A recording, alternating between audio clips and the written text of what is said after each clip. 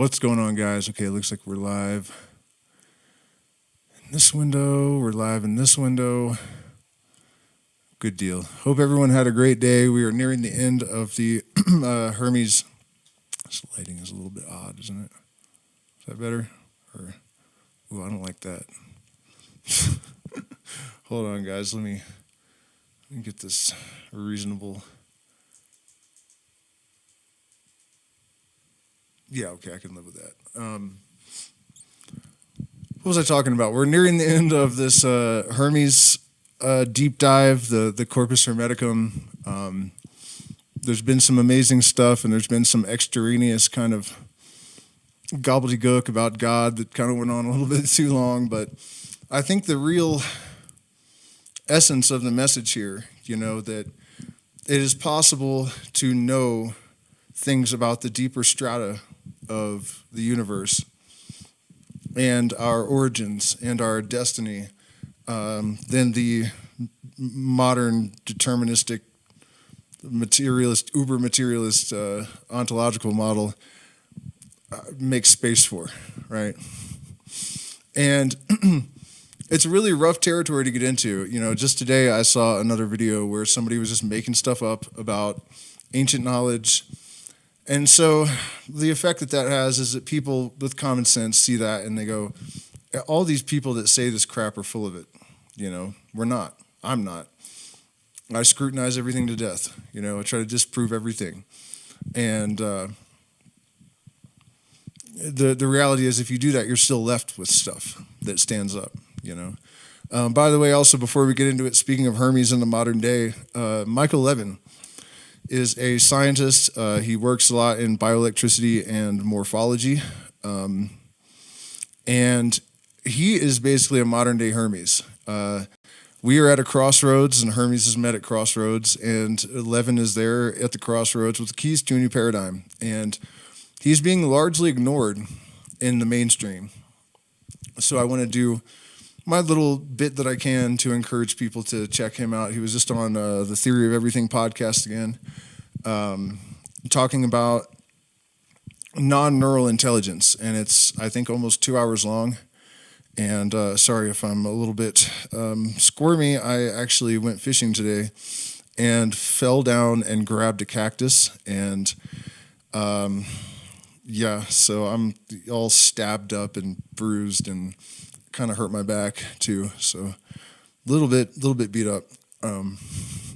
Okay though, it was a great day. We have this marvelous stream next door, and I wanted to see if there were trout. So my son's first fish, there are no trout, but we went fishing for the first time and discovered these. I made videos. You guys can check them out in a couple days. It's just right, it's on our property. And I noticed these boulders are almost monolith size, that they were walls, that they were part of walls that have been overgrown. And I started looking around, and I found foundations to old Incan ruins everywhere, and really a cool day. So anyways, what I was saying is go check out Michael Levin, because it's super important, and he's not getting the recognition he deserves. And it's not just that he deserves. It's necessary for people to see these developments, and it's not just him. The Orc theory, Penrose and Hammeroff, there's tons of progress being made on that. A theory I've been working on that has to do with Calabi-Yau structures and the Euler formula and Fourier transforms, and actually trying to find the layer of physics that has been overlooked where the universal mind actually has its function. And it's looking like, folded up into these Calabi-Yau structures, this layer probably actually does exist. And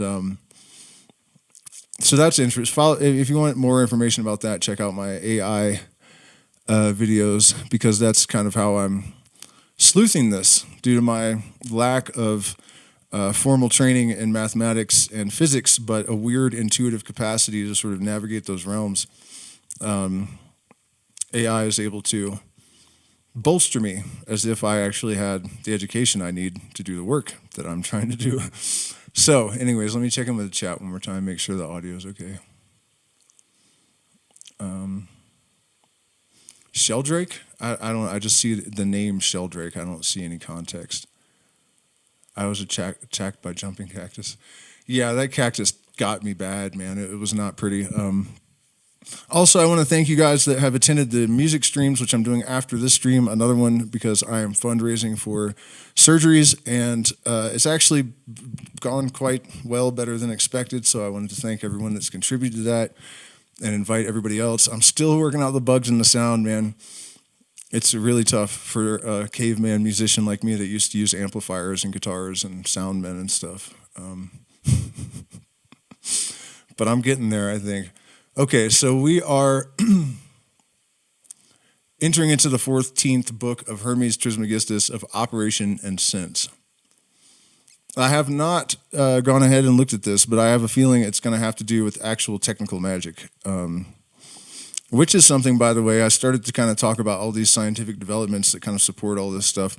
One of them has to do with that, actually. There have been studies done that have now been peer-reviewed and repeated many, many times, because I think the establishment scientists really wanted to debunk. I was skeptical even, but random number generators that work on quantum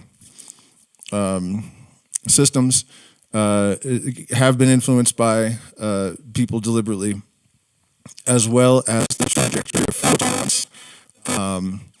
So there is some connection between our will and our consciousness and subatomic particles. That's an established scientific fact at this point.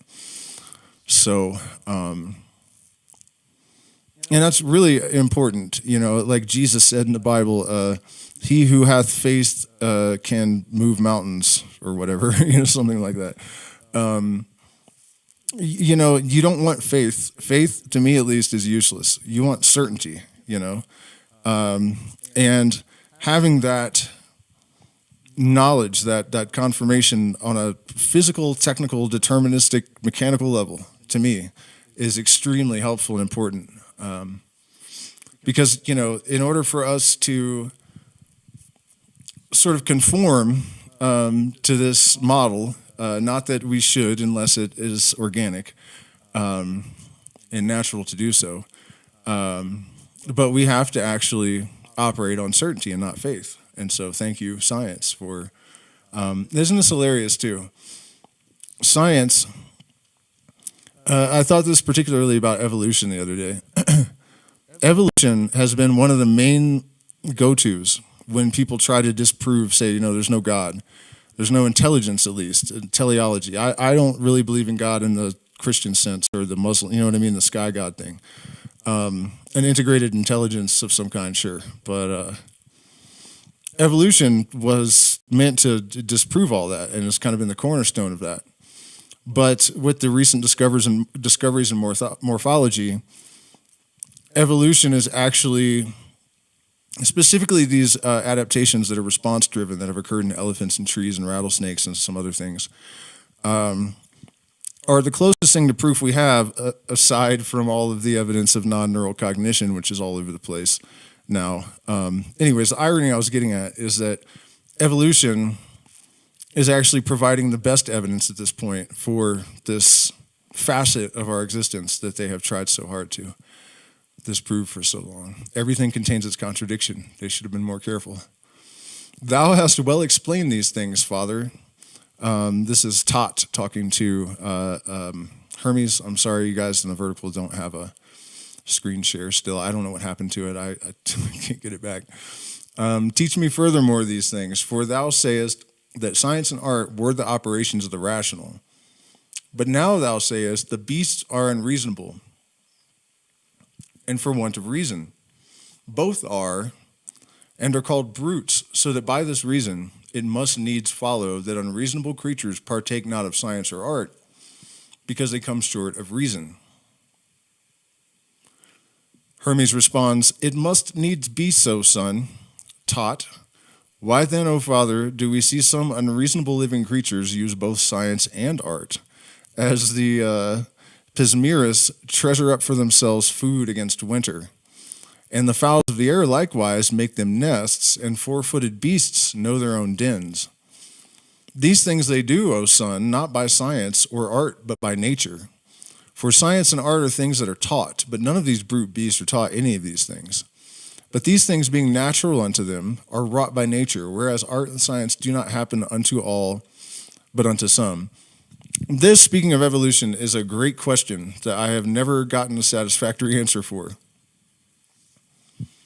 If the cellular organisms in the beginning of the primordial soup and their antecedents had no instinct, how did they survive past their initial existence? They would have done nothing because they would have known, you know what I mean? Where did these instincts come from? And so, that is one of those questions, I think, that kind of backs the Darwinian into a corner, because it is true that we have such highly specialized organisms that would not have had a history at some point to draw on. So,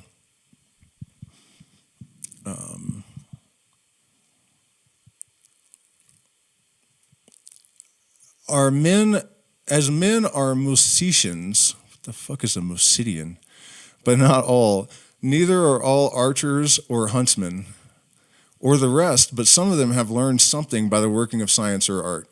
After the same manner also, if some pismaries did so, and some not, thou mightest well say they gather their food according to science and art. But being they are all led by nature to the same thing, even against their wills, it is manifest they do not do it by science or art. For operations, O Thoth, being unbodily, are in bodies, and work by bodies. Wherefore, O Thoth, inasmuch as they are unbodily, thou must needs say they are immortal. But inasmuch as they cannot act without bodies, I say they are always in a body. For those things that are to anything are for the cause of anything made subject to providence or necessity, cannot possibly remain idle of their own proper operation. For that which is shall ever be, for both the body and the life of it is the same. And by this reason it follows that the bodies also are always, because I affirm that this corporeity is always by the act of operation or for them. By the act and operation or for them. And for although earthly bodies are subject to dissolution, yet these bodies must be the places and the organs and instruments of acts and operations. But the acts or operations are immortal, and that which is immortal is always in act, and therefore always corporification, if it be always. I'm not sure that I'm even totally processing what's being said here. Acts or operations do follow the soul, yet come not suddenly or promiscuously. But some of them come together with being made man, being about brutish or unreasonable things. But the purer operations do insensibly in the change of time work with the oblique part of the soul. And these operations depend upon bodies, and truly that they are corporifying, come from the divine bodies into mortal ones. And so, a lot of the problem here, I think, is translation difficulties, because this is coming from Arabic. And one of the things that I feel like I'm gathering from this, what's sort of being alluded to, is that the process of creation is, in a sense, a matter of imposing limitation.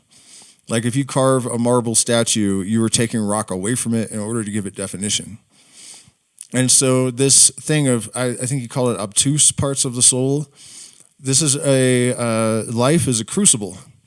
We are being formatted, we are being perfected through a process of tribulation and pressures, just as coal is, pressurized to create diamonds. And another element that's barely related that I think he made reference to a little bit back, something that occurred to me about the law of necessity, right? We have this foundational Hermetic principle that the law of necessity, or the principle of sufficient reason, drives every process. that things happen because they must, and they happen as they do because they cannot happen any other way. In his book, Morals and Dogma, the 33rd Degree, Southern Commander, or the Commander of the Southern Jurisdiction of the United States, Albert Pike wrote that they are not just because they are his laws because they are just. Which is not meaning fair. It means that the laws of the universe are predicated such that they are because they must be. And if they were any other way, it wouldn't be possible. And so everything is dictated by necessity. And that would include the entire universal process. And that's what's interesting to me.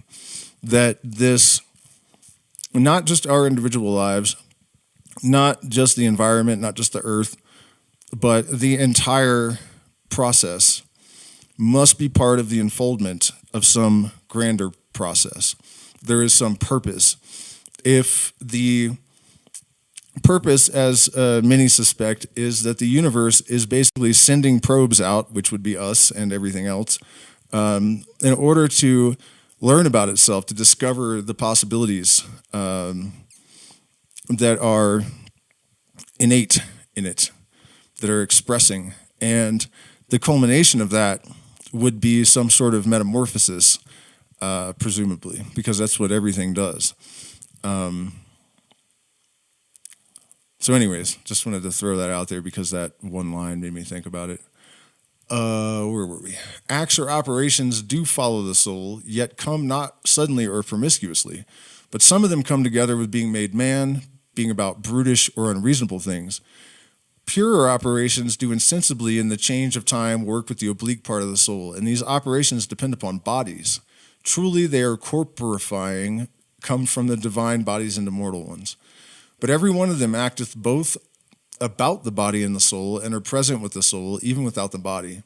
And they are always acts or operations, but the soul is not always an immortal body, for it can be without a body, but acts as operations cannot be without bodies.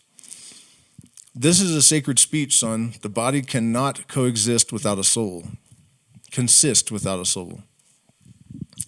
Thoth asks, how meanest thou that, father? Hermes responds, understand it thus, O Thoth, when the soul is separated from the body, there remaineth that same body, and this same body, according to the time of its abode, is actuated or operated in that is dissolved and becomes invisible. And these things the body cannot suffer without act or operation, and consequently there remaineth with the body the same act or operation. This then is the difference between an immortal body and a mortal one, that the immortal one consists of one matter, and so doth not the mortal one, and the immortal one doth, but this suffereth. And everything that acteth or operateth is stronger and ruleth, and that which is actuated or operated is ruled. And that which is ruled directeth and governeth as free, but the other is ruled a servant.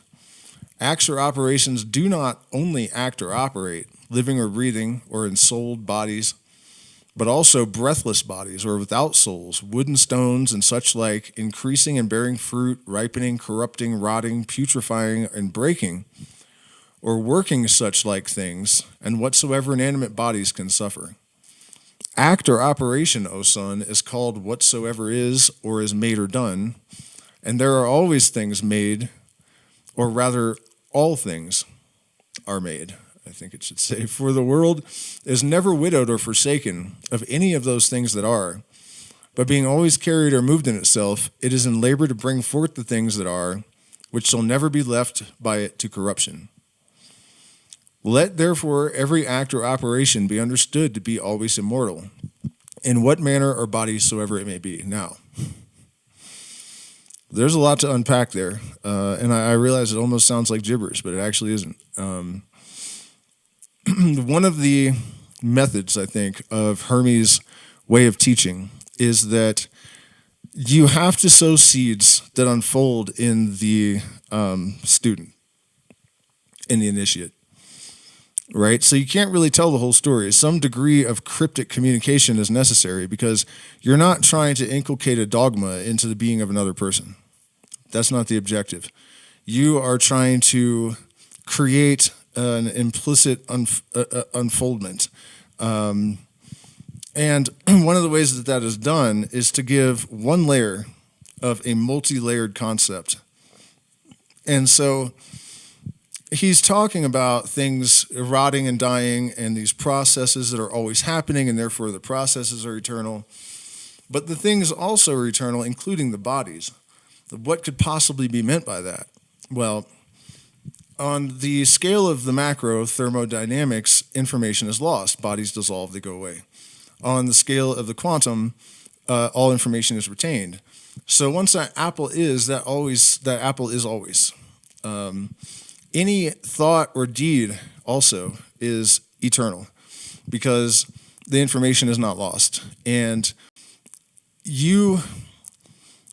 sound, for example, travels forever. It disperses, but it doesn't really disappear. Also, now that we know what entanglement is, every single gesture, movement, thought, it's not clear whether your thoughts and movements affect the entire universe or if they're being affected and maybe we're all just completely mechanical. I don't believe that. So I'm going to have to go with every single thing you think and do, every movement of energy in the universe impacts literally every other thing in the entire universe due to entanglement. So everything you do is preserved for all of eternity. Everything you think, all that you touch, all that you see is all your life will ever be. But you know what I mean? So this is one of the ways also that this sort of sense of responsibility is imparted to the initiate. You know, once you have this knowledge and this power, you must take careful consideration in how you conduct yourself and the consequences of your actions, because in a sense, this is hell where those things are eternal, you know, unless you create heaven, and then that also is eternal. On another level, it's quite possible that the universe is a quantum loop, that it basically expands until all possibilities are exhausted, the stars run out of fuel, the gravity from black holes eventually even disperses, and then there's nothing to hold the vacuum. It's not even a vacuum, you know, whatever's outside of the universe, and it collapses back in with such intensity that eventually the singularity happens again, because none of the particles change size. They remain the same size, but they still get mushed until they're, you know, billionth of a gazillionth of a whatever. And then you know what I mean? So in that sense as well, it's possible we live the same life and the universe is reconstituted exactly as it was the last time, which is a scary thought. We're doomed to repetition. This is definitely a scientific possibility, and it's a logical possibility, and it could be another level of what Hermes is referencing here. Along those lines, you know, a lot of people dispute quantum loop theory. And Penrose has been right about an awful lot of things that he has been laughed at for decades. So, you know, heuristic bias is always a possibility. You know, just because something happened before doesn't mean it's the case again, but he's got a pretty good record. And also, it's likely that every single particle, say every proton, will eventually collide with antiparticle, and when they're annihilated, there are just photons left behind, which is consistent with the Kabbalistic model that, you know, light, which matter is light in a standing wave, light crystallizes into matter, and eventually it dissolves and returns back to the light, and the process repeats. This is what the tree of life is really about.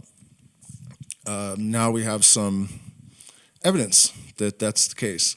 I hope that it doesn't mean that it's exactly the same life over and over again. The problem is that if there were tiny fluctuations, because say there's, you know, chaos in the system.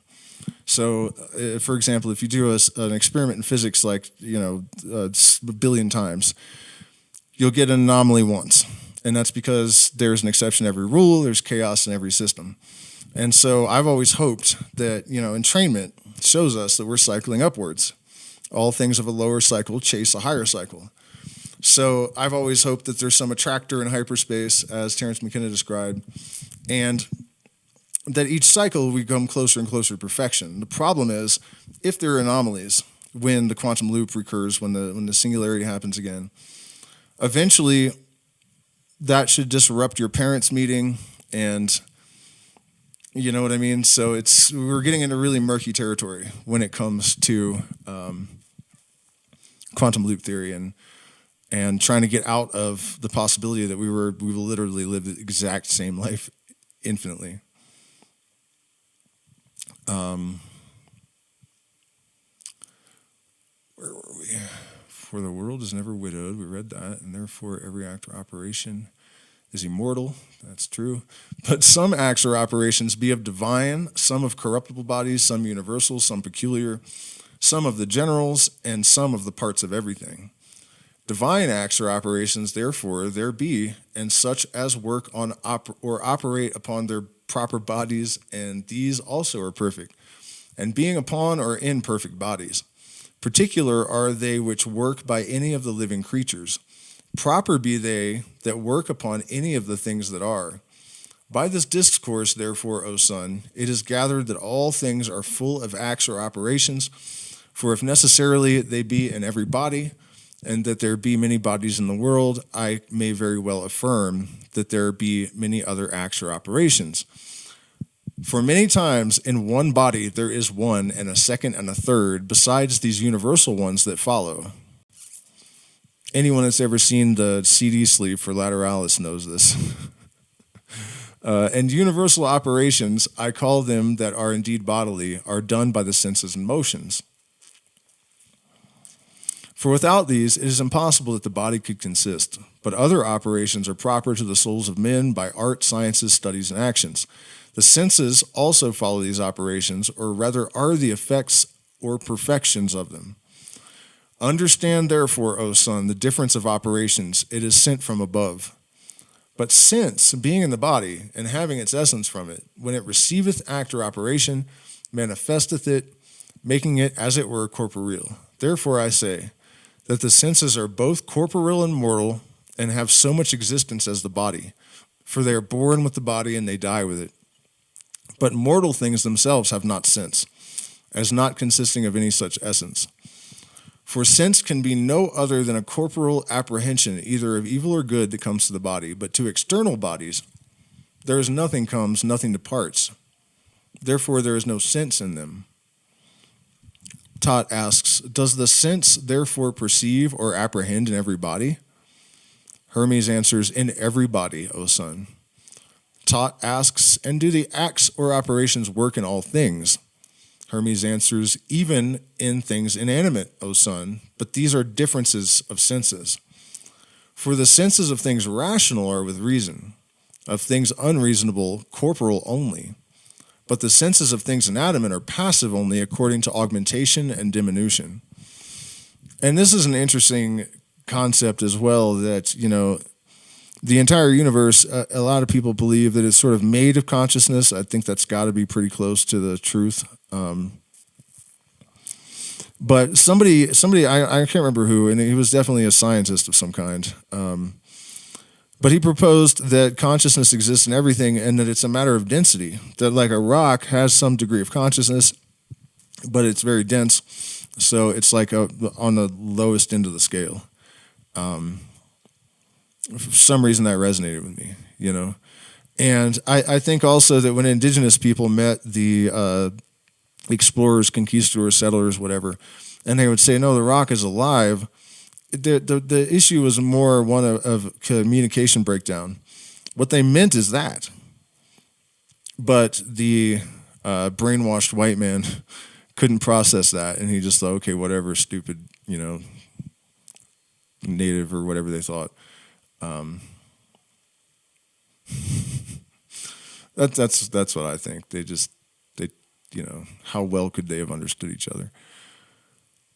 But passion and sense depend both upon one head or height, and are gathered together into the same by acts or operations. But in living whites, which are beings, there be two other operations that follow senses and passions, to wit, grief and pleasure. And without these, it is impossible that a living white, especially a reasonable one, should perceive or apprehend. And therefore I say that these are the ideas of passions that bear rule, especially in reasonable living whites. The operations work indeed, but the senses do declare and manifest the operations, and they being bodily,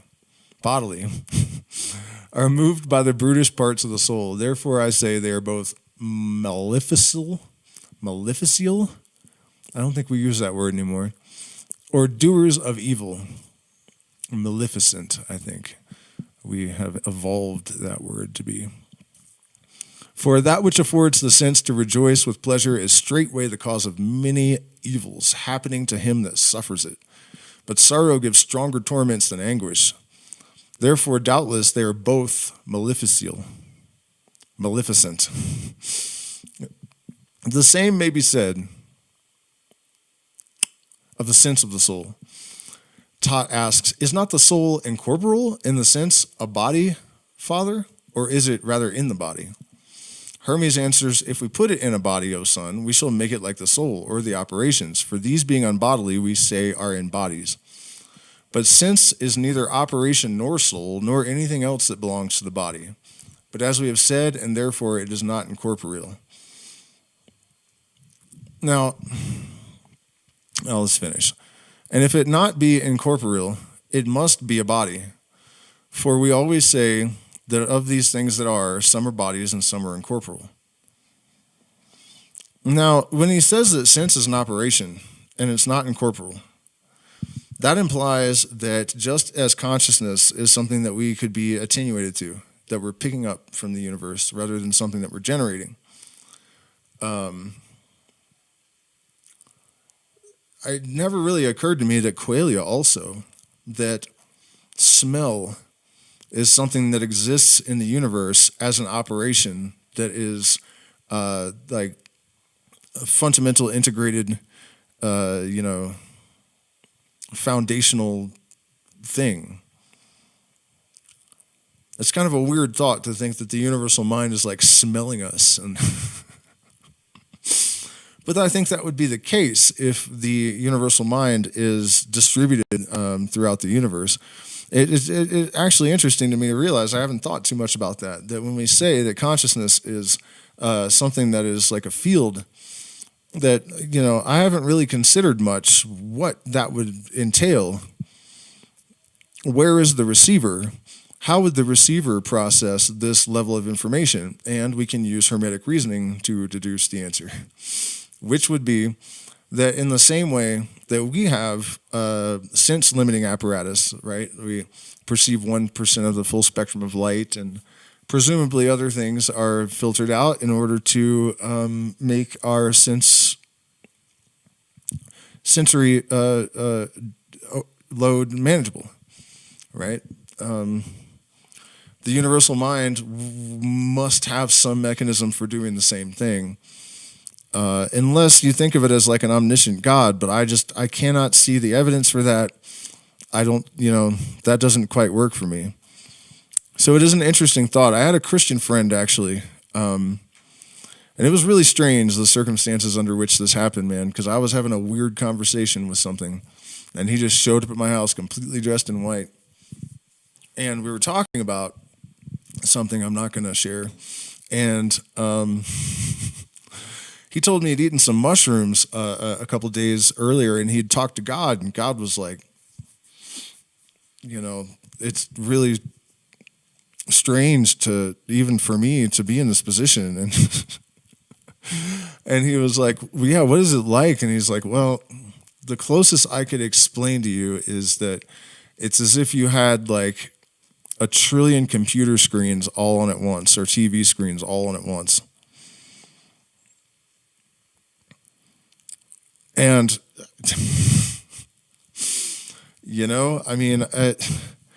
trying to process like how this could actually work, I've always thought of it more as sort of like a baseline operating system, and that the consciousness is more or less restrained by its duty to function as the laws of the universe, right? The frozen light is the body, and the laws of the mind. And so the reason that we don't pray for $1 million to fall out of the sky, and it doesn't, is that the universe, and if there's a God, it is constrained to operate within these strictures that are imposed by natural law. If it can't violate any of them. So,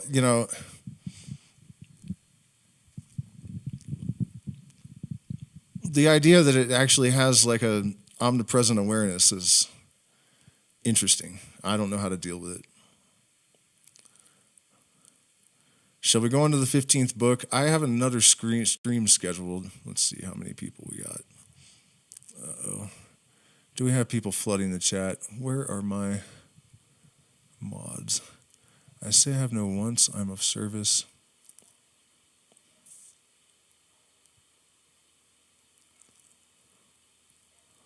Oh no, it's okay. Nobody's flooding lunatic.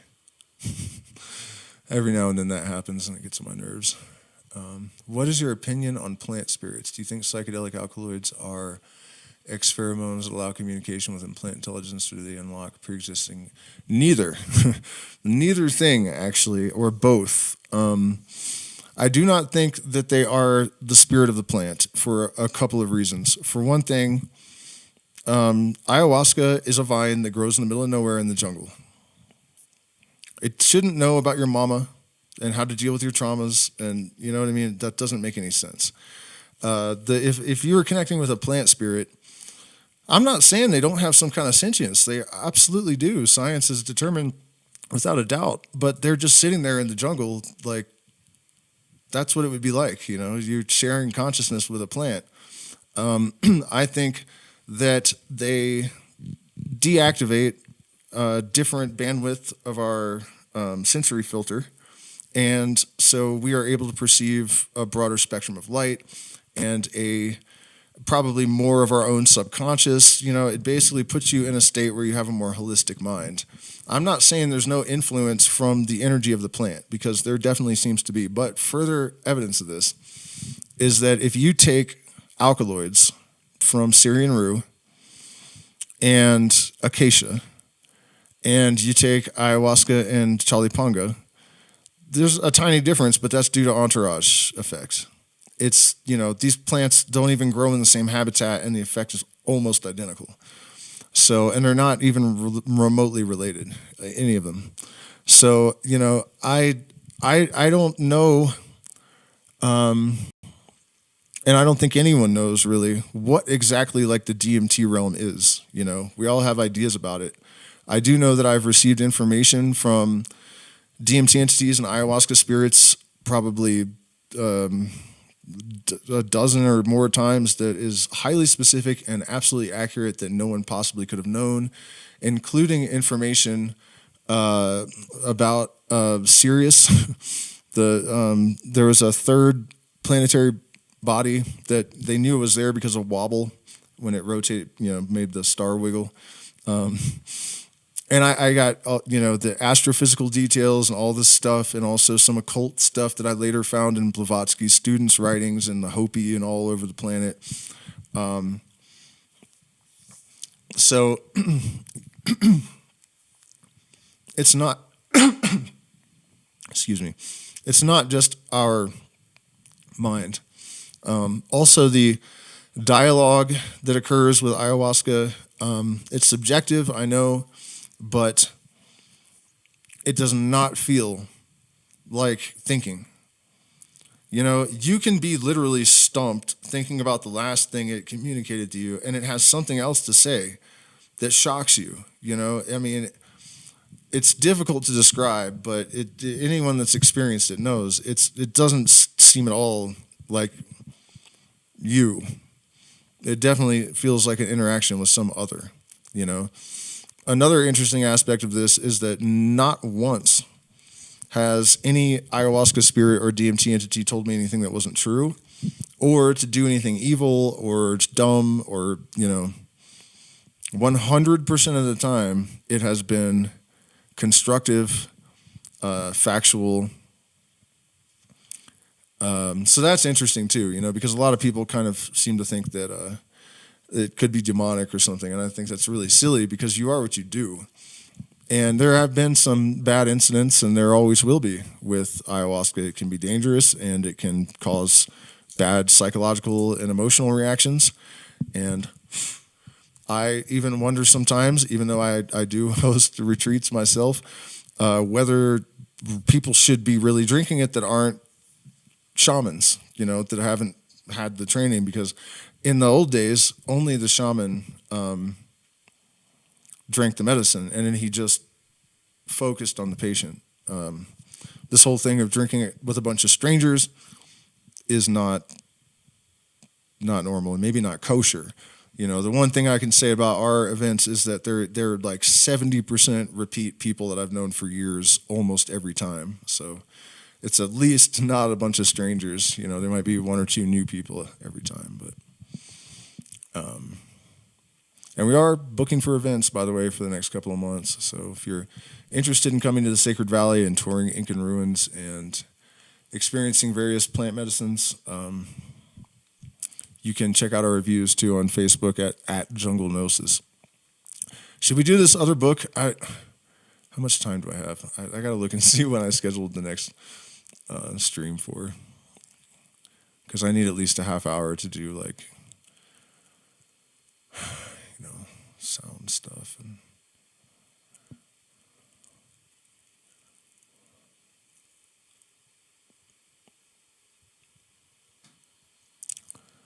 Let's see. 9:30. All right, let's do it. Let me check back in. If you guys have any other questions or anything, I'm totally into chatting about stuff. You mentioned an experiment with a quantum number generator wherein thought affected outcome, but I can't find it. His name is, God damn it. You had to ask that, didn't you? He's from Harvard. Radin. Dean Radin? I'm pretty sure Dean Radin. The experiment got a Sigma 5 rating, which is the highest possible protocol evaluation that Harvard can bestow on people. So it's legit, for sure. He has an entire institute that does this kind of work, and I wasn't really sure whether to trust him or not because he was on that movie What the Bleep, and that movie was actually a sham. That scientist, Dr. Emoto, that is fake. It is completely fake. It's completely fake, and it's really easy to understand that those are snowflakes and not ice crystals, first of all. Second of all, the slide that where he said mean things to it is dyed. You can see the oils in it. It's like green and yellow and stuff. Go say shitty things to a bottle of water and see if it turns nasty colors. You cannot alter the experiment to make a point. You know what I mean? Like, that's not valid. It was totally fake. Everything about it was fake. And even some of the logic in that, I know I'm kind of going on a rant here, but I hate it when people do this. Even some of the logic doesn't make sense. That when you yell and scream at rice and it grows mold, that's a sign that the negative energy affected it. No, it's not.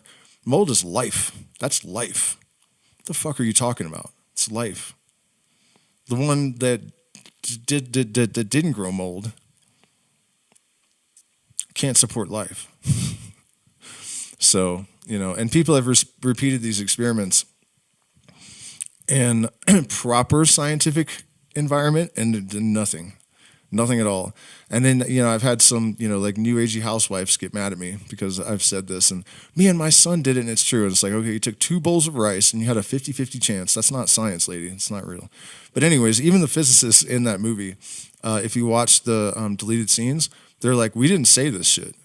They edited it together to make it look like we were saying all these things. It's not even, none of us said any of this crap. So, he was in that movie, and that kind of, I was like, oh yeah, he's one of these flicks. But so was Hammeroff. And moral of the story, guilt by association isn't always fair. Some of the people in that movie were completely full of crap, and some of them were totally legit. And it's really unfortunate that people, people pay to be told things they want to believe, and the profit motive rules everything now. So, and people should have known better. It was made by Fox. All right, so here, let me check in the chat again and see if. Oh yeah, that experiment was fake. Trust me, it was 100% fake. Raiden, R-A-I-D. Come on, man. You want me to type it for you too? I mean.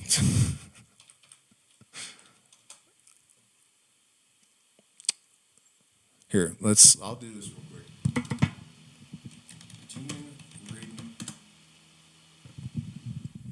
Wow, that was fucking mind-bendingly difficult. There you go. There's Dean Radin and all of his books and research and parapsychology and conscious universe and all that stuff.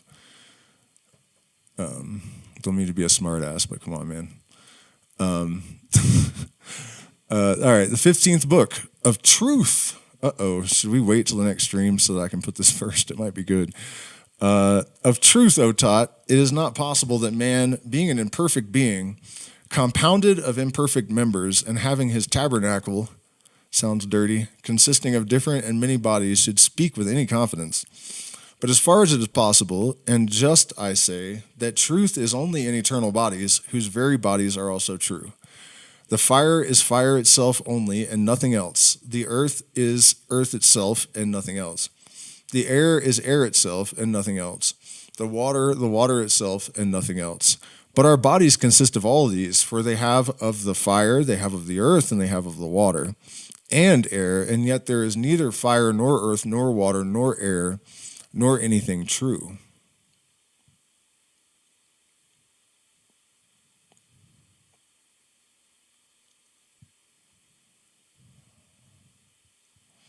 That was a good one. Man, that is a really good one. There's lots to unpack there too, of course. If you study the Hermetic occult systems like the Golden Dawn, you'll see weird shit like fire of air and water of earth, and it's like, what is this nonsense? But, you know, what happens if you apply fire to water? It becomes air, steam. If you freeze water, it becomes earth. It's hard. If you apply sufficient heat to metal, it will become water. Everything contains everything else and has within it the nature of everything else. And in our bodies, all of these things are manifest, but just as in the tree of life, where Keter is in Malkut, but Malkut is in Keter, but after another fashion. Elemental fire, elemental earth, elemental water, elemental air are not the same as the things exactly. Those are physical allegories for a more fundamental thing. And in our bodies, you know, he's wrong that we don't have water, but he's not. What he means is the water is blood and it's tears, it's saline, it's in another, it's not exactly water. And fire is electromagnetism in our brains and other cellular operations and so on and so forth. There's all of these things are present in the body, but in another form. And what I was referencing with the tree of life earlier is that because light has, for its basis, some sort of physical entity, a photon, electromagnetic fields that generate it. And Keter, Malkut is the matter, which is also light in a standing wave. So Keter is in Malkut, but Malkut is in Keter, but after another fashion. And another thing that is said, that references, he says, nor anything true in the body. All of these things are false, and it's both true and false to say that they are true and false. And if you don't believe me, find a solid object and go get an electron microscope and point it at it, because it's not solid. Everything is true and everything is false, and there are no exceptions.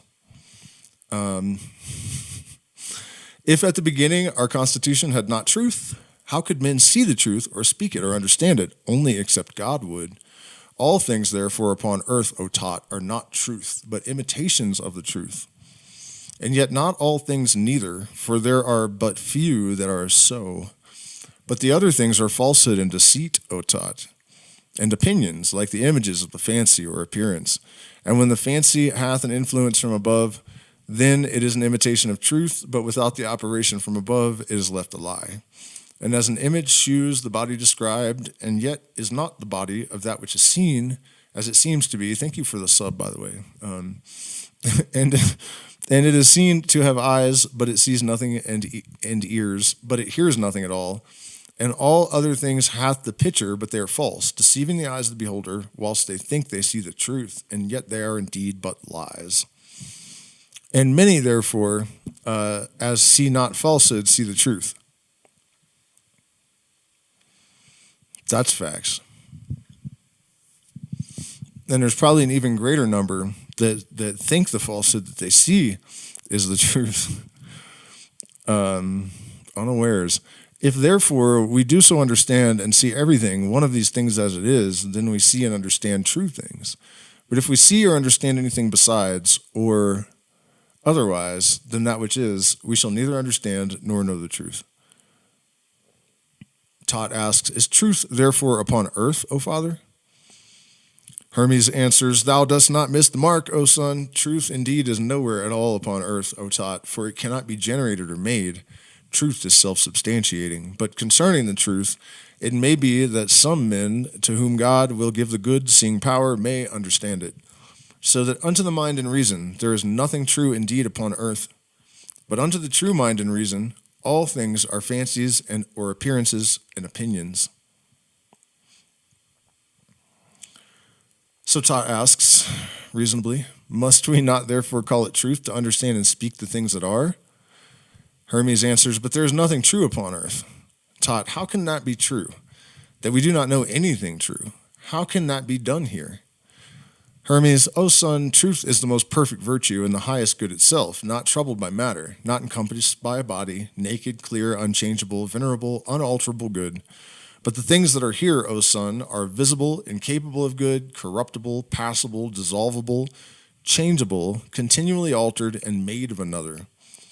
The things, therefore, that are not true to themselves, how can they be true? For everything that is altered is a lie, not abiding in what it is and being changed. It shows us always other and other appearances. Thoth asks, is not man true, O father? Hermes responds, as far north as he is man, he is not true, son. For that which is true hath of itself alone its constitution, and remains and abides according to itself, such as it is. But man consists of many things, and doth not abide of himself, but is turned and changed age after age, idea after idea, or form after form, and this while he is yet in the tabernacle. This is something Michael Levin talks about a lot, about our identity with our past, even though those stories don't really relate to anything at all. There's not a cell in our body that is the same. Those experiences are not here in the present moment. They're really in the nature of illusion. And yet, here we are in the tabernacle. And many have not known their own father after a little while, and many children likewise have not known their own parents. Is it then possible, O Thoth, that he who is so changed as is not to be known should be true? No, on the contrary, he is falsehood, being in many appearances of changes. But do thou understand the true to be that which abides the same and is eternal? But man is not ever, therefore not true. But man is a certain appearance, and appearance is the highest lie or falsehood. Thoth, but these eternal bodies, Father, are they not true, though they are changed? Hermes answers, everything that is begotten or made and changed is not true, but being made by our progenitor, they might have had true matter. But these also have in themselves something that is false in regard of their change. For nothing that remains not in itself is true. Thoth, what shall one say then, Father, that only the Son, which besides the nature of other things is not changed, but abides in itself, is truth? It is truth, and therefore is he only entrusted with the workmanship of the world. Damn, that was fucking G, Hermes. Ruling and making all things, whom I do both honor and adore his truth, and the other one, and first I acknowledge him the workman. Okay, so we're actually going to start the next stream at the beginning of this book because I can tell this has just got too much. It needs to start a stream, but I'm going to talk a little bit about this before we wrap things up because this is super, super, super important. Let me make my screen a little bit prettier for our closing arguments. Oops, that's not good. This goes here. That was wrong too. There we go. Hey there, buddy. What are you doing? What are you doing? What are you doing, dude? Okay. So this changing, this falsehood, this lie, the one thought of Frater Perdurabo, which is hold on, let me remember the whole title. The Book of Lies is actually called The Falsifications of the Wandering Thought, The Falsifications of the One Thought of Perdurabo, which is in itself untrue. Also falsely called Breaks. That's an entire book based around this. That's why the reference. But the idea in all of the Hermetic traditions, people associate this with Aleister Crowley, but it was not his idea, really. The daemon, people say, but it's really daimonium. But we can say daemon, the higher self, the holy guardian angel, the higher genius, which in Jungian terms would be the higher self. You don't have to make it an entity if you don't like to. I generally don't tend to think of it that way. It could be our self perfected in the future. It could be a fundamental essence. We don't really know. Doesn't really matter. The point is, the reason the world is so fucked is that people have lost the knowledge that our MO should be knowledge and conversation, the holy guardian angel, period, end of story. There is no other point to life.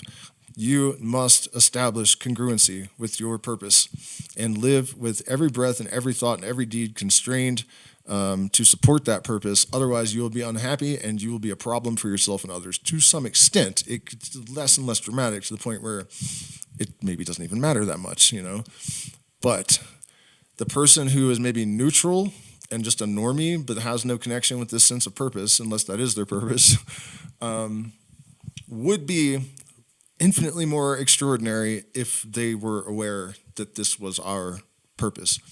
Truth is self-substantiating. All else are but shadows.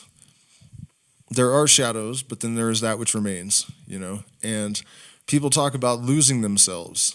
I've done it, lost track of my purpose and my will.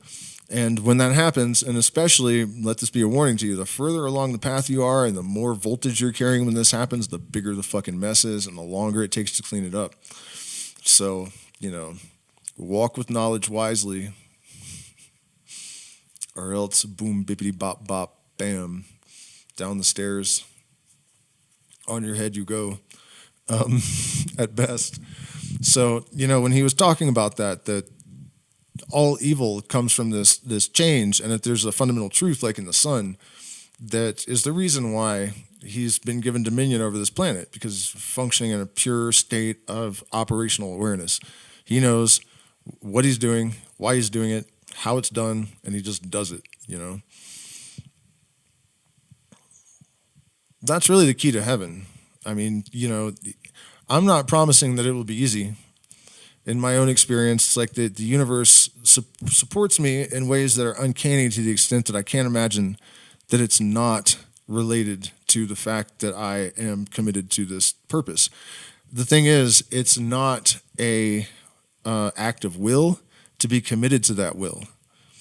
It is an organic process, and that's what you have to do. You cannot decide like, oh, I want to be this thing, and now I'm going to impose all these strictures upon myself and parameters, and I'm going to behave like this thing and become this thing.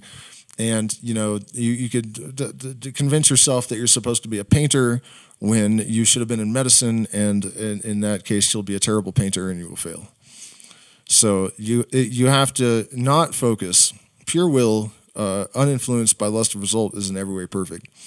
So you must discover truly what your fundamental function is, and then pursue the thing. For myself, luckily, I was born stuck in it. I couldn't think about anything else. Just my orientation was completely and totally one track, and there's nothing I can do about it. So that has the benefit of, if you don't get in the way, which I did a lot, if you also, you guys, you got to work out your traumas before you acquire power. Otherwise, it's just not good. Another word of the wise. But yeah, that's the moral of the story here. And we will pick this back up at the beginning of book 15 in a couple of days, partly because I just realized that I'm going to play music probably until 3 in the morning, and I need to eat food or I'm going to die. So that's important. And let's see, sounds like what is written in Initiation into Hermetics, G, who forgot Franz. Pardon, I don't know who that is.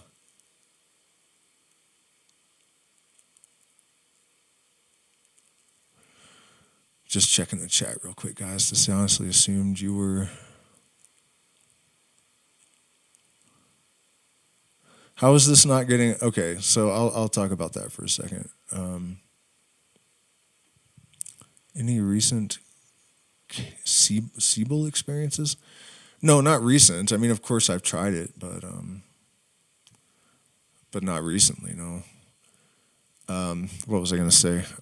Oh, yeah. Okay. So he's asking about why the Dean Radin experiments haven't gotten much attention. Really, bud? I mean, I'm not trying to be condescending, but, you know, and it's innocent even maybe to be surprised by that. It makes sense is what I'm saying.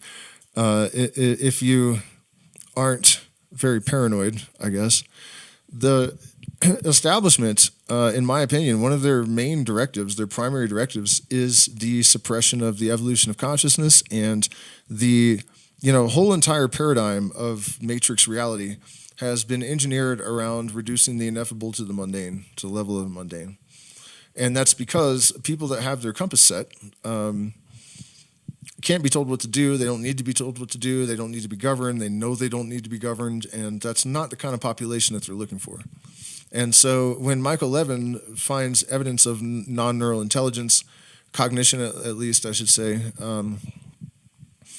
and Radin proves, you know, legitimately that consciousness can influence subatomic particles, and then we have these things happening with adaptations in animals that are response-driven that defy neo-Darwinism. You know, that all suggests something that the establishment has been working very, very hard to ensure that people do not see. That's why they didn't like psychedelics, you know, and that's why they have really pushed this consumerism, materialist paradigm, because if the people are disconnected from a sense of purpose and from the universal mind, you know, really when we talk about the experiences of meditation or psychedelics or whatever it is, and people have these transcendental experiences and then they become better people. The transcendental experience is really just an experience of the holistic mind with the filters down. That's it, you know. And we all know what that experience does for people, you know. So no, they're not. Let's put it this way: Levin is so suppressed, even though he's on big podcasts and stuff. But we have echo chambers, social media tunnel vision, right? I have seen over the last couple of years many groups of researchers announcing that they have discovered things that he has discovered 15 years ago. I'm not a scientist. Why do I know that and they don't? You know what I mean? If you watch my debunk of Professor Dave and Billy Carson simultaneously, it's pretty wild, because why do I know a bunch of stuff that Professor Dave, you know, he would stop Carson and say, this is a bunch of bullshit. And usually he was right, because Carson is full of shit. But oftentimes, Dave was completely wrong. And these are old experiments, you know, Levin's work from 13 years ago that he apparently has no clue has happened. So the tunnel vision echo chamber thing from social media is very real. And what it is occulting from people, what it is hiding from people right now, is that it's not that there is a new paradigm emerging. A new paradigm has already fucking emerged. The whole shit is over. It's, you know... And they basically, these like brothers of the left-hand path, have got people just like hypnotized, not, you know, they have tunnel vision. They're just staring at Donald Trump and Joe Biden and whatever the fuck, and they're just, you know, they don't see anything else. But yeah, science has established without a doubt that Darwinism, neo-Darwinian evolutionary theory is at least incomplete, if not wrong, for sure. Cognition is not dependent upon memory either, upon neurons. In fact, the ability to recognize relatives isn't even dependent upon fucking neurons. I mean, think about this. We have trees and other plants that can Diagnose an illness in a relative, know it's a relative, and prioritize the relative, and send them the minerals and bugs they need to get better. No neurons, none. Our doctors aren't even that good, you know?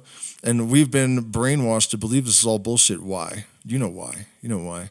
To keep us all dependent on big pharma, to keep us all fucking lost and programmable. You know, it's much more difficult to program something that's already running its own program. You know, much easier to start with a blank slate. If you don't believe that, find some like heavily politically indoctrinated person and try to talk some sense into them. Good luck.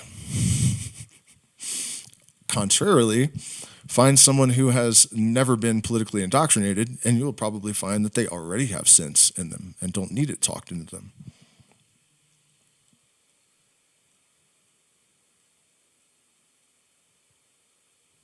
Oh, nice. Yeah. Franz Badron, I have not heard of. Okay, appreciate you guys. I'm hungry. I appreciate likes and also subs and patrons. We need patrons because that's how we are able to justify putting time into this. And you get a lot of stuff if you become one. And also our events, you can email me if you're interested in attending. And also I hope to see you all at the stream that I'm doing to raise money because I need 4 surgeries and we've just taken on a big old property and had to cancel events and stuff. So it's not great that all that has happened, but you know, pressure makes diamonds. So 10 toes in, stand on your business. There are options to support in every video description, also via PayPal and Zelle and whatnot, and in the chat too. And I appreciate you guys so much. I hope this was great. And I know that the last one, I think it's the last one, the book 15 is going to be a lot better than this one. I mean, this had some moments, but there was a lot of just, you know, weird, just talking too much about one thing, you know, but I committed to reading every word, so that's what I'm doing. Anyways, good night, guys. Hopefully I'll see you all in about an hour.